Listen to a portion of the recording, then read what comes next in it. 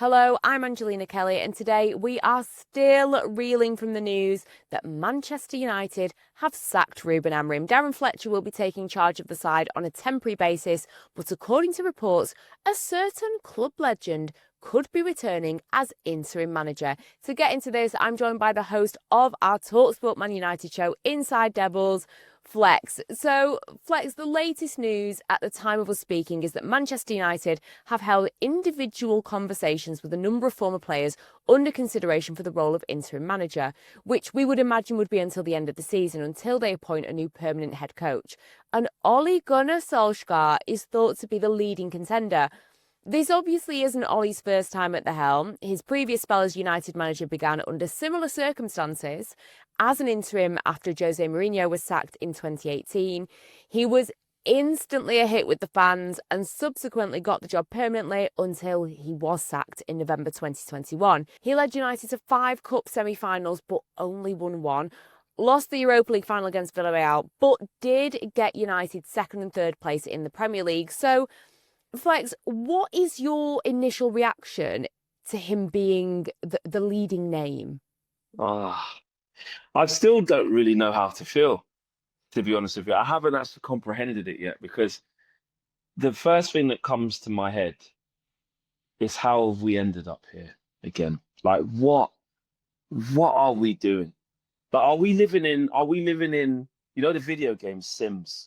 Yeah. Like are we I feel like we're just in that and somebody's on the other end with a joypad or controller just going, right, I know what I'm gonna do now.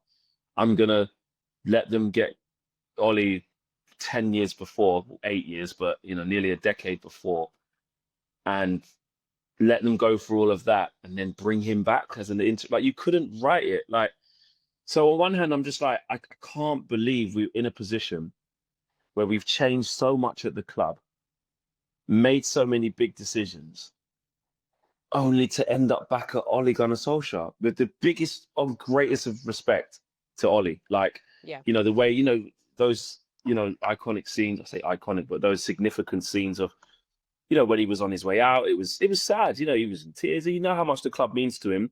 But at the same time, the sentiment, it was like, well, we have to move away from that, right? Yeah. To find ourselves back here. So basically what we're saying is Ollie left in 2021. It's now 2026. And he got there in 2018. That's what I was like in terms of like, in 2028, that'll be 10 years. And it's like, we just got into 2026 and we finding ourselves back at Ole Gunnar Solskjaer. It just shows me that Ineos don't have a clue at all what they're doing to end up back here. On the more practical side of what it actually means, now I'm starting to break it down. If they're not sure about getting what permanent manager get, because I don't think they know who, they need calm. In a weird way, it kind of makes sense. It's like, in a weird, do you know what I mean? Like, and I know a lot of people saying get Carrick, but like, if this is going to be an interim for a short time,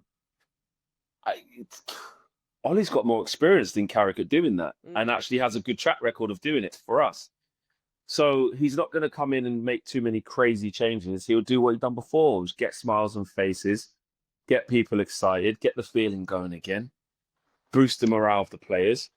But it's not exactly the same coaching setup because Kieran McKenna was a big part of that, and he's doing really well at Ipswich at the minute. So you're not going to go and get him. So to answer your question, I don't really know how to feel. And if I'm honest with you, I don't. Yeah. I mean, do you subscribe to this idea? And I know we've spoken about it a little bit before, but, this signing maybe being a little bit of a distraction technique, bringing in a club legend with a high nostalgia value to kind of distract from more bad decisions and incompetence at the board level? I think it's something that can tick a few boxes at once. So absolutely. By bringing in Ole Gunnar Solskjaer, does it take the scrutiny off them and, allow the fans somebody who they're not really going to hound out and get on his back? And yes, it will. So in that case, they're definitely thinking of this gives us thinking time. The fans like Ollie, the players will like Ollie. It's an easy win. But at the same time, from a business perspective, which I don't really trust them with. But if I have to put myself in their shoes for a small amount of time, they are thinking, and I've seen David Ornstein talking about this, like the manager market is going to look very, very different in the summer. There's a lot more options on the table. They don't have to spend as much money to get certain options because you don't have to get people out of clubs. There's a lot of managers' contracts who are coming to an end. There's a lot of managers who are at the World Cup who will finish with their respective nations and might be looking for something else. So the plethora of options in the summer is completely different to now. The whole managerial landscape in the summer is different to now. So from a business perspective and a footballing department perspective, not that I think they're great at it, there is that side to the coin where let's get some calm. Let's get Ole in to get us Champions League football. He got a tune out of them before. The players will respect him. You know, we won't have to make any big changes to the squad. The squad's not too bad as it is when everyone gets back from injury. 1 game a week, he can do it, and we assess all our options in the summer. So it's a little bit of both, and just a little bit of we can hide behind Ole, and we don't have a plan. We don't know what to do. So this is the best we can come up with. But it is also, it could be if we get a really good, say we went and got Julian Nagelsmann or we went and got Luis Enrique, people wouldn't complain that we waited to the summer. It depends who we get if we wait to the summer. And that's the issue. I think it's a tough one because I get what you're saying. If it does end up being a Nagelsmann or a Thomas Tuchel, and that might affect pre-season, etc., but still to get those, a name like that in, you know, fans might be forgiving of that. When it comes to, you know, your Oliver Glasner's, your Andoni Iraola's, I get what you're saying, that you would have to, obviously, they'd have to leave halfway through a season. Their contracts are up in the summer. I guess for me, it's like, you know, they probably are both leaving. I don't think that either of them are going to renew. I don't think that either of them are that loyal, shall we say, to their clubs that they'd be like, oh, no, I must see it out. So which managers would you identify as being worth waiting for the summer who United couldn't get now? Because technically the finances aside of getting them out of their contracts, those types of managers, Manchester United, we could get them. Yeah. You could get them, but I think we have to remember that they literally have to pay Ruben Amorim off. He's laughing all the way to the bank. And when we look at what Ineos had done when they come in with all the saving, even though the money they saved, they ended up is paying for their mistakes. But it shows us that we're not. It's not EAFC. It's not a computer game. Like money's going to be tight. So and they're going to look to not cut corners, but save money where they can. So if they really do want Iraola, if they really do want Glasner, and they can wait 5 months to get him for free, rather than pay him out after paying off Ruben, they're gonna do it. To answer your question, who's worth waiting for? I just think big dogs. I think people like Thomas Tuchel is worth waiting for. Yeah. If you want him. I think, it's difficult. He might win the World Cup with England, and then he might extend. Who knows? He might get to the final and lose on penalties and think, I'll go again for the Euro. You don't know. Yeah. But I think if a club was going to entice him to leave after that, it could be us. Nagelsmann, I think, is worth waiting for. Enrique, I think, is worth waiting for. Yeah. You know, so those are the 3 top ones. Poch, I think that ship sailed. A lot of my friends. News. It does feel like old news, and sometimes, you know, it is weird how football is, because look, he's gone to the States and, you know, he hasn't had the best of times, and Chelsea has gone down as a little bit of a downer. But I still like him as a coach. I still think he's a good coach, and it could be something that maybe could work. But I'm with you. It does feel like it's just last year's or a couple of years ago's news. So I think if you're waiting for those big boys that I just mentioned, then fine. But I'm not sure if they even want to come to Man United. That's the next thing, because Ineos have been so incompetent over their 2-year tenure. In February, it'll be 2 years. I don't think that people like Tuchel and maybe Enrique, I know there's reports saying he might want a new challenge.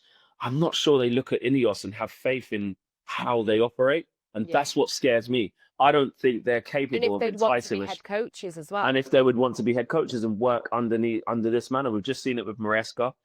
You know, if certain coaches reach a point where it's untenable. The big boys need autonomy. The big boys need responsibility. They need power. They need control to a certain extent. And, you know, this sporting director model of new age football, apart from a few clubs where the manager does get the most of the say, they don't operate like that. They don't operate with big, powerful managers who will try to overrule them and step out of line. They need guys who are going to work within the framework, and I'm not sure those guys would. And I guess a lot of us as Manchester United fans are looking at the hierarchy that will be making this appointment. You look at Jason Wilcox, who's given contracts to Ten Hag and Amrim, sacked them both. And then you look at what he did at Southampton, sacked Nathan Jones, maybe fair enough, brought in Ruben Sellers as caretaker, then got relegated. Russell Martin, who's since been sacked by Southampton and Rangers. Yeah, do you look at it? Disaster. Yeah, do you look at it and think, why does this guy even deserve another chance to hire another Man United manager? Because we say it every time a new manager comes in, but you really can't afford to be making any more mistakes. They've got to get it right. I agree. I do look at Jason Wilcox and I think he's underqualified. I do. I think he's underqualified for the type of role that this is, the magnitude of this role. And I think big managers, top managers will, no disrespect to Jason Wilcox, but it's just my opinion. I think they would look at him or listen to him or have a look at him knocking their door saying, do this, do that. And say, who the hell are you? What are you talking about? Don't get me wrong. He's done well at City academy level. I know that for a fact. But like you said, at Southampton, what is your schooling and achievements to land this level of job? And this is where you get into, they're all learning on the job, Ange. So Jim, why are you qualified to be heading up this sort of football department? Okay, to be honest, I get it. You've gone and tried to source people to do it. But because of your lack of experience and lack of know-how, you've come back with people like Jason Wilcox. You've come back with Omar Barada, who wasn't operating at anywhere near this level at City. Just because these people are at successful institutions once upon a time, it doesn't mean that they were able to operate at this level, And if they are, they're going to need help and support to do that. And Ineos / at the beginning, Dave Brailsford and Jean-Claude Blanc and Jim, they don't provide those environments. So you're left with these guys that are learning on the job. Dan Ashworth's already gone, and they're making bad mistake after bad mistake. So I don't necessarily trust Ineos to do it. I don't think Jason Wilcox is the right guy to be leading this sort of. I mean, look at Arsenal. They went and gone and got the guy from Atletico Madrid with a big proven track record. You look at Liverpool. They go and get the guy in from Brighton. He's done big things. Richard Hughes. So it shows you like the other big clubs are moving like big clubs are meant to, not getting in novices who have never been at this level, just working it out. No disrespect. Go and learn at Southampton. Go and the next stepping stone to Brighton, and then we'll have a chat. But for me, way underqualified. Yeah, no, I completely agree. And just finally to finish off, it's looking like at the time of us speaking that it is going to be Ole Gunnar Solskjaer in this role. We're hoping for the same good vibes, Ollie being at the wheel. There's a lot of talk about what this could mean for the song ready. Yeah, you could, and you think about, there's a lot of rumours about could Marcus Rashford be recalled from loan. They had a good relationship. I'm not too sure about that. I agree. I mean, if I was Marcus Rashford, I'd be happy just he needs to stay with him. Being in Barcelona. But is there any concern from you that he's only had this 6-month spell at Besiktas as manager in Turkey and since he's sacking from Man United? So he doesn't really have much more experience than last time that he was in charge. And I guess there's no guarantees that he's evolved. He gets Manchester United. I'm sure that he does. And we keep talking about this DNA and whatever that may be. He understands what it is to wear the shirt. I think he'll motivate the players. But is there a slight concern that he might have been working behind the scenes, but there's nothing like the actual experience in the dugout, on the pitches? Are you a bit worried about that? About Ollie? I mean, David being in that. If I'm honest, not really. Only because if this is a short-term thing to just get the players going, he's probably the best candidate as an interim, if I'm honest, which it's up because we saw what happened with Ralph Rangnick as an interim, right? If you bring in somebody who's completely foreign to the club, and I don't mean foreigner as in they're not English. I mean like they don't have any affiliation with us at all. And you're looking for someone to get you through to the end of the season. It's a very, very small pot that you're picking from. You can't get any former top manager who's going to be an interim. It's impossible. They're either in jobs or they're looking for an actual job, not a rescue job. It just doesn't happen. If I said, tell me the top 5 interim candidates that aren't the ones synonymous with our club, I don't even know if I can name one. I don't. It would have to be a what would you do? permanent manager, wouldn't it? It'd have to be a permanent manager, or unless it's Southgate, maybe could you come and help us? Like, do you know what I mean? He's You doing start getting motivational crazy. speeches anyway. Exactly. He's on TED Talks. Yeah. So I don't. You know, who you go Sam Allardyce, you go Harry Redknapp. Well, what are you doing? Like Tony Pulis, get back into management. You know, we see Madge and Pards. You want to get Alan Pardry for 6 months? What do you want to do? So when you're looking at that, you have to look at people who would be willing and happy to step into that sort of short-term role. So you can't really find better people than people who know your club. So that's why the Ole thing / Carrick helping him out, if it's him or if it's maybe they all might come back. One Avengers Assemble. I don't know. But I'm not really worried about Ole being in there and being out of his depth, because he might he'll win and lose football matches. It's that simple. I think Ole the interim, if we're just going off Ole the interim, well, then we shouldn't even be talking about this. We have to make him interim. We saw what happened.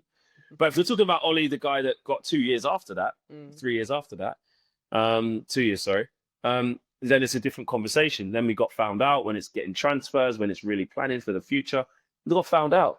But if it's just a short term, get them happy, get some smiles on their faces, you know, put the pressure a little bit onto the players, because we have actually got some decent players for one game a week. We do when everyone's back. You know, Cunha, Ahmad, and Bruno. Obviously, Bruno is still here. These are good players, man. These are good players. Yeah. Cobby's back now, training straight back in. Interested. Do you know what I mean? So we've got some good players, and that's another thing. Cobby will be playing under this manager. Yeah, it will be 4-3-3. He'll just go for it. Ahmad on one wing and Bruno on the other, maybe, or Cunha out on the left, and just go for it. So, I'm not worried about him massively falling out of his depth within 6 months. He'll just win and lose football matches. I don't think it will be any worse, he says. He says, because anything's on the table, maybe. Because you're right, Ole could come in and just absolutely stink it out, and then we're in the bottom half, and then we're just terrible because it was too much to change again. Who knows? That's also on the table, to be fair. Yeah, well, fingers crossed that things go to plan, as you're saying, and it's smooth sailing for Ole Gunnar Solskjaer. Like you say, maybe win or lose a few games, but fingers crossed, it's the Ole that we all remember. Back at the wheel, man. Let's go. I'm ready. Ole's at the wheel. What a champ. And I could just see his first game being Man City. Man City. Oh, of course. It's ready. It's ready. Give Darren Fletcher 2 games. Then Ole gets, inducted, gets announced on like the Monday. And then he gets a week of training. And then comes Saturday, or was that game Sunday? Sunday it is. Saturday, under the lights at Old Trafford, Manchester derby. Ole's first game back. Pep would be absolutely frightened, I'm telling you. Yeah, Ole at the wheel, and who knows, he could get a win over Pep Guardiola. You heard it here first. There you have it. Flex, thank you so much for joining me, and let us know in the comments what you think about Ole Gunnar Solskjaer's possible return to Manchester United. Don't forget, this video is in association with our own bookie, talkSPORT Bet. Download the app or head to talksportbet.com if you want to get involved. T's and C's apply. 18+, begambleaware.org.